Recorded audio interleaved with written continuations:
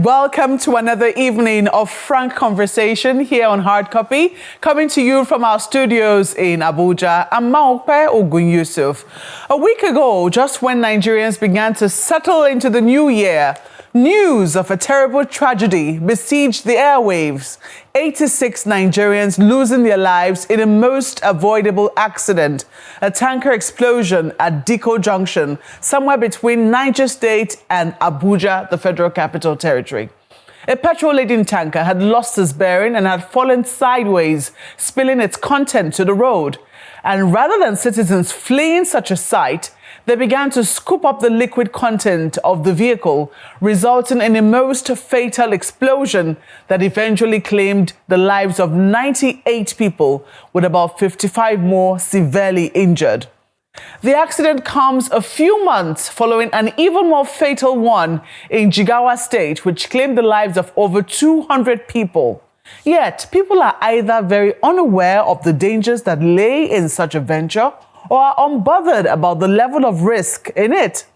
Daily Trust newspapers estimate that no fewer than 650 people have lost their lives, with more than 500 more sustaining different levels of injuries to such accidents over the last 5 years. The National Orientation Agency, created to enlighten and engage citizens with timely information, has decided that this has got to change. It's taken upon itself the responsibility of educating rural people about the dangers in such a venture. But is this a battle it can win? The Director General, Malam Lanre Issa Onilu, is my guest tonight. Madam Onilu, thank you so much for joining us on the program this evening. Thank you for having me. Good afternoon, viewers. Well, what a time it is. Look at what it is that we're having to battle in the country right now. I mean, taking a look at some of the data there, 650 people to accidents like this over the last 5 years. That's certainly very worrying, isn't it? Yeah, one person is just too much, for avoidable, incident like this. We just have to ensure that people don't die cheaply, even if it's one person. But for us to have lost 600 people, it's just appalling, and it's very worrisome. So I agree completely that it's not something any country or a people should be proud of. You have decided to embark, because shortly after we saw the accident in Niger State, in Dikko Junction, we saw that yourself and your team decided to embark on an enlightenment mission to that particular area. What did you find out? Yeah, we went to a community called Lambata that happens to be the capital of Gurara local government, where Dikko, also the location of the last explosion that killed over 90 people, where it happened. And so it was to flag off a nationwide awareness campaign. But we understand clearly that this issue goes beyond just telling people about the danger. Yes, in communication, you want to apply fear factor when it gets to this kind of stage. But when something is attitudinal, it's difficult for even fear factor to work. It's like asking people that smokers die young. It has not stopped people from smoking. So people already know that it is dangerous to approach inflammable material such as petrol. Yet it is still happening. Do not forget that Jigawa happened just recently. And the whole of the country, hardly was there a person who didn't know about it. Yet it happened in Dikko. But what we found out, and some of which we knew, informs our decision to be more holistic in our approach, towards addressing this once and for all. Once it is, we need to know that it is attitudinal. So, and again, it is also a symptom of lack of value system. But importantly, let me relate to what happened there in Dikko. When the tanker fell and the petrol spilled on the road, the security agencies were alerted and they arrived in time, enough for this to have been avoided. But the youth, the children, in those communities were stoning the security agencies, the police, the civil defense, including the vigilante. They were being stoned. And so they were prevented from even, doing whatever they needed to do to save lives. So suddenly, 10 minutes thereafter, the explosion occurred, and then where we are. So when we were in Lambata, we brought together all stakeholders, the tanker drivers themselves.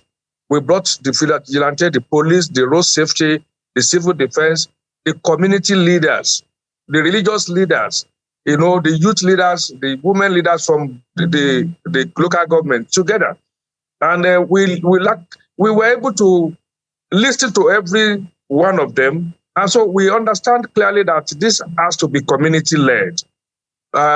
If the people of the community, the leaders of Dikko, had done what they needed to do to ensure that their children never indulge in this kind of thing, perhaps today we will have those people still alive. And again, we also have to understand that it's not just about people dying.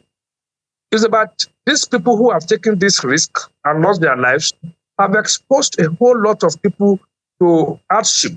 They had wives, they had children. These are going to, these people will bear the consequences of this unfortunate, death, unavoidable death. So we also have to even talk about the living, who are going to face the consequences of this issue. So we now flag off all over the country in all the local governments, involving all the stakeholders, including community leaders, to ensure that they take responsibility and ensure that their children are not allowed and they are educated, actually prevented, from getting involved in this kind of issue. Yesterday, I was also in Ibadan, Akinyele local government, where I met with the leaders and members of the petrol tankers drivers, in Oyo State.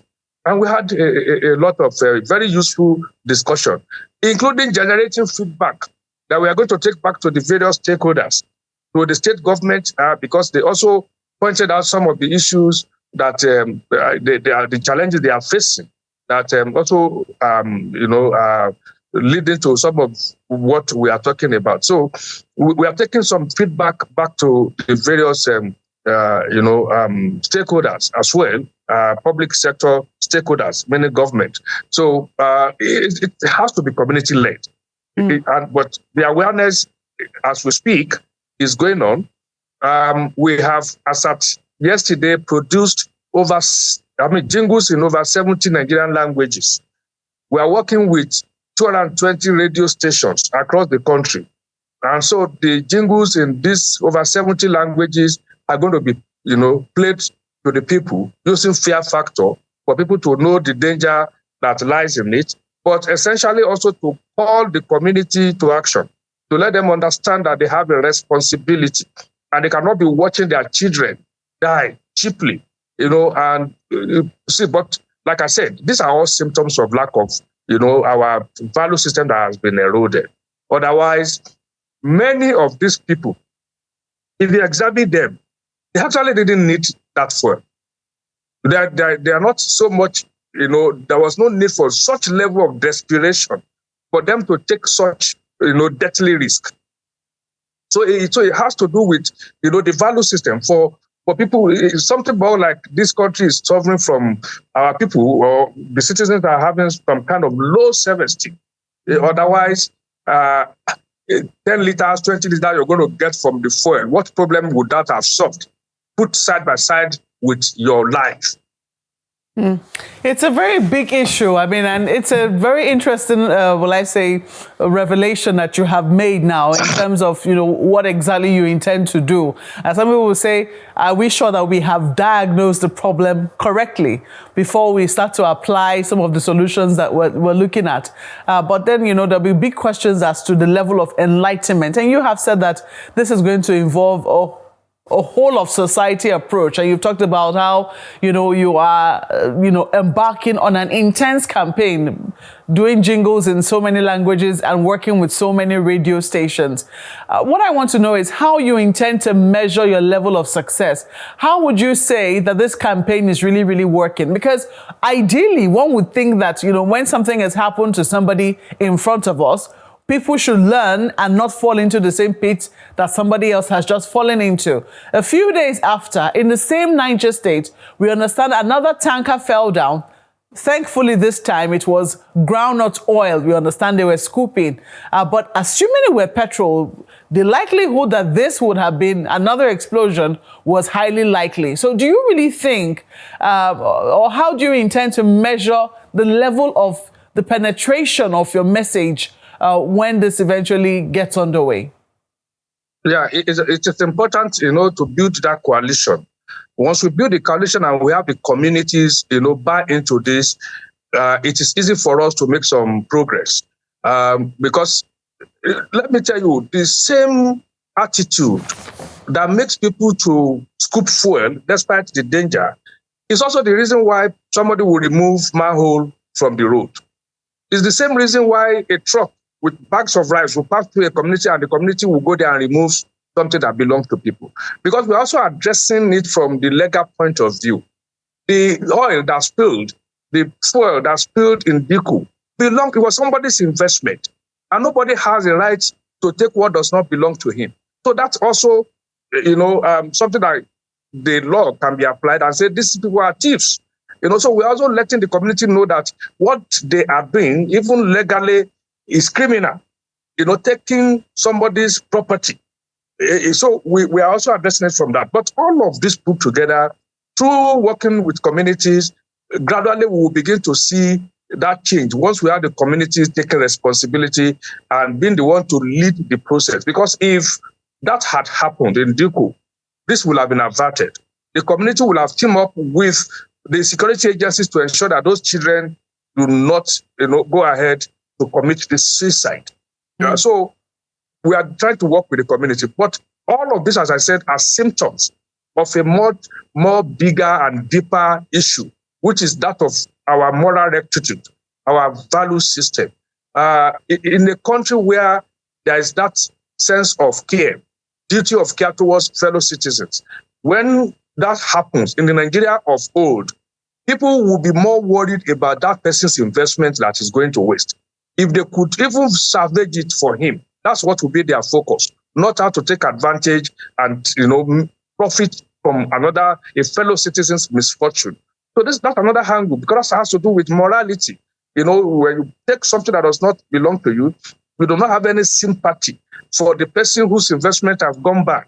And all you are looking at is how to take advantage and profit from it. It's the same reason why there will be an accident and the victim is still trying to survive, writhing in pains, and people are ransacking his pocket, trying to take whatever they could take. Or some people are holding phone to record what is going on, instead of finding a way to assist a fellow citizen.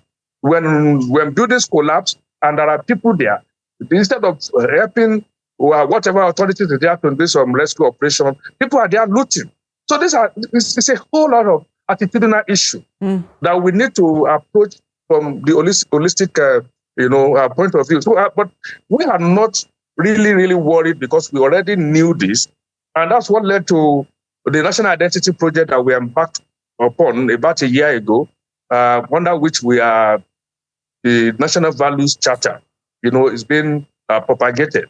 And if you also listen to the president's New Year's speech, he said clearly that that will be his priority this year, that he's going to actually unveil the National Values Charter this first quarter. And I can tell you that the activities are underway towards that. When we have this National Values Charter in place, don't forget that it stipulates commitments for both the leaders and the followers. And beyond that, there are 7 institutions of nurturing that the Federal Executive Council also approved for NOA September last year, that we are going to institute it, that will be in place to ensure that Nigerians are nurtured on values, that we have an identity that makes us to find it difficult to behave badly. As of today, bad behavior is actually what is normal. That is the norm in our country. When you see somebody trying to do otherwise, it looks like an odd person. So, but we have to flip that. We have to ensure that those who behave badly feel uncomfortable.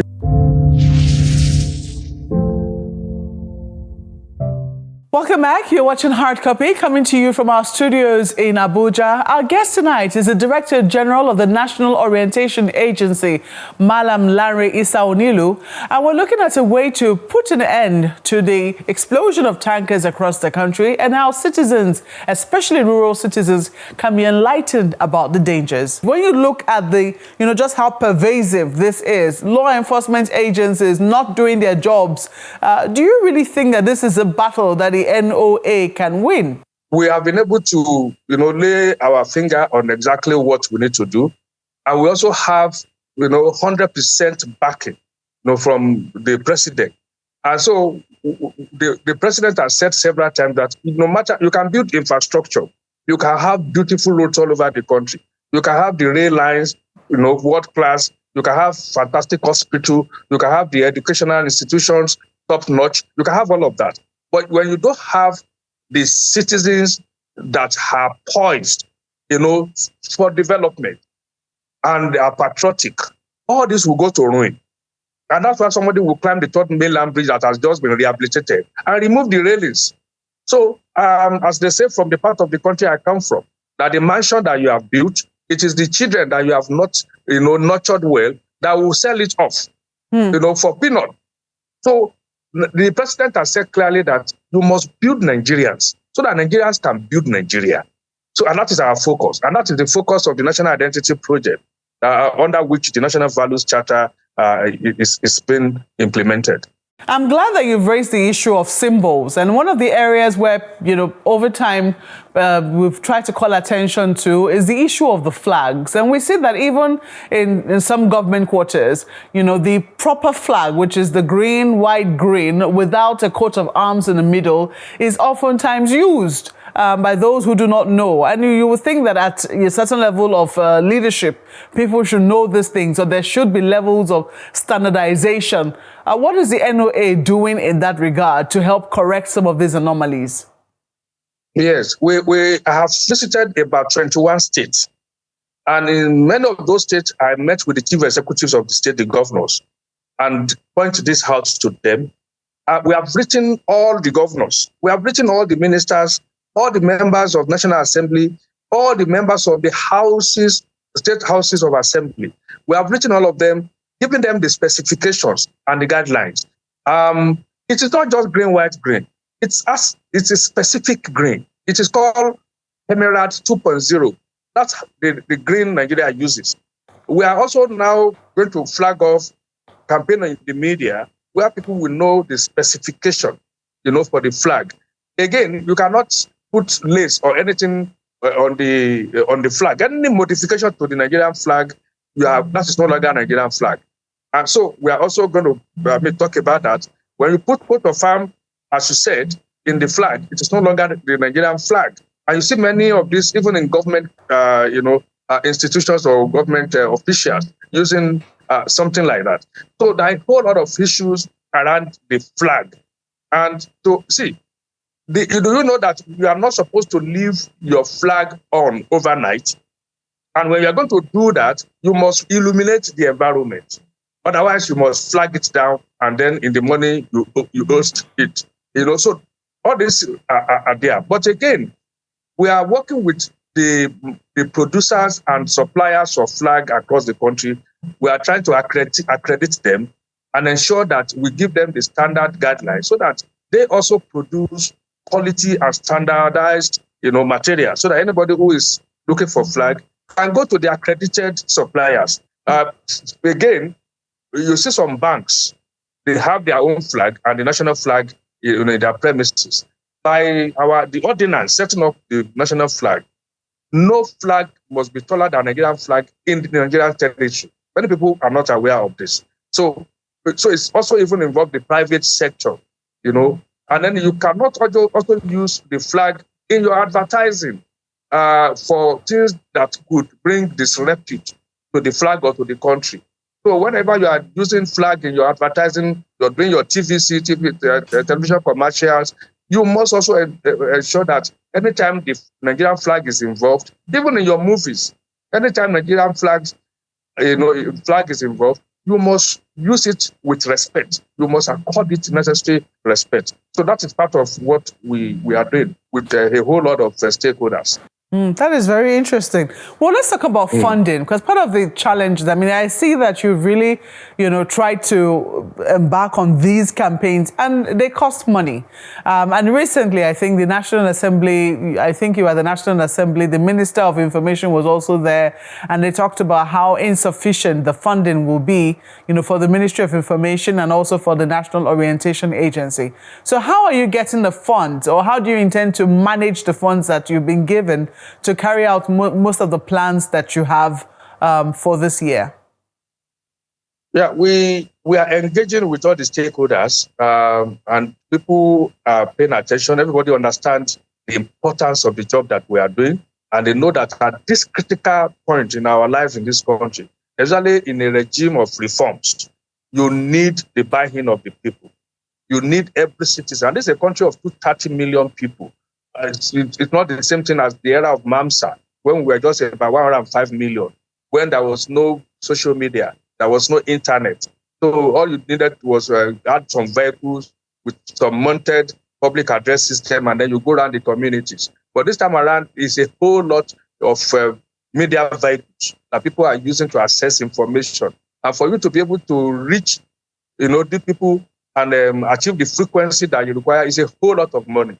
And also because the level of disunity that we have in this country, to bring Nigerians and rally them around, the country and the policies of government and get their buy-in is a whole lot of work. It requires a whole lot of resources.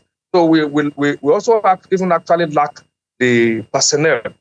NOA was established with the capacity for 7,000 staff, and that was about 37 years ago. And by the last 3 years, many of the pioneer staff were due for retirement. So there had been mass exodus up to now. On a daily basis, somebody is retiring. So we also need, to bring in a lot of staff to show up. Some local government during MAMSA had up to 11 staff. Today, most of our local government, we have only one staff in the local government. Some local government, we don't have any staff at all. So these are the challenges we are facing.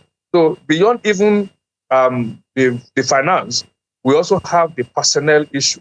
But we are engaging with the stakeholders to ensure that we get answers. The federal government, President Tinubu, gave a lot of support last year. And we are certain that this year also we will get that support, and especially in those two key areas that I have mentioned. You mentioned the area of, you mentioned social media. Some people will say, oh, MAMSA did not have social media. Social media should be an advantage to you, shouldn't it? It is. That's why I'm saying that things are now more complicated. That also speaks to why you need, adequate funding to be able to engage this multiplicity of vehicles, of media vehicles. So I'm only acknowledging that social media has joined the media landscape in the last 15 years, thereabout. So we must approach things differently because the media communication landscape has changed. So we are doing a lot in the social media. You cannot afford not to do that. This is a country where 76% of our population is below the age of 35. And these are youth who are mainly going about with their devices, they are media savvy, they are social media savvy, they are technology savvy, they are there on the social media all the time. And you must locate, people where they want to receive their information. The era of mass communication has gone. We now have pluralistic environment in the media and also amongst the audience. So you must understand the audience segmentation and the media taste of each segment and be able to give them what they want, what motivates them, and through the platform they want to be engaged with. All right, we'll certainly be keeping up with you, Malamonilu. We hope that, the deaths that we record from incidences like this and, especially tanker explosions will, significantly reduce. There'll be few and very far between. We'll also be looking to see how some of these attitudes are changing. We have to thank you very much for coming on Hard Copy tonight. My pleasure always. Well, that's the program tonight, but we always want to hear from you. So do send your feedback and comments to the handles showing on your screen. Thank you for watching. I'm Maokwe Ogunyusef. Comfortable in our country.